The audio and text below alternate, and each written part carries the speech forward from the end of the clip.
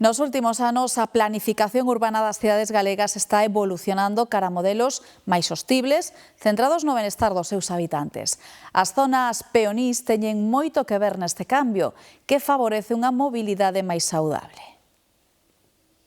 Arredor do 13% da superficie vial de Santiago está libre de tráfico rodado. O dato extraese da aplicación OpenStreetMaps e coloca a capital galega como a cidade máis peonalizada de Galicia. Os viandantes seguirán gañándolles terreo aos coches, cun plan de mobilidade sostible que inclúe novas peonizacións. As cidades necesitan ser máis humanas, ter máis zonas verdes e máis para camiñar. Máis tranquilidade, máis calma, unha cidade máis fácil para vivir nela. A Coruña, a segunda na lista, tamén quere devolver as persoas ao centro da súa estrategia urbana. Os cidadáns xa pasean sen preocuparse dos coches polo 9% das rúas. Sobre todo para a xente maior, para nós que gana moito, vamos.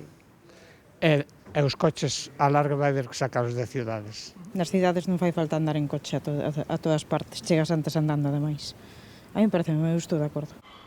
As obras que están en marcha avanzan nesta dirección e, aínda que non é a que todos quererían, que tenga coche hoy tiene un problema, porque no tiene dónde dejarlo. Como no tenga un garaje, y garajes cada vez hay menos. Modelos como o da cidade de Pontevedra, pioneira en recuperar as rúas e as prazas pros cidadáns, demostran que peonalizar mellora os indicadores sociais de saúde, de medio ambiente e de sostibilidade.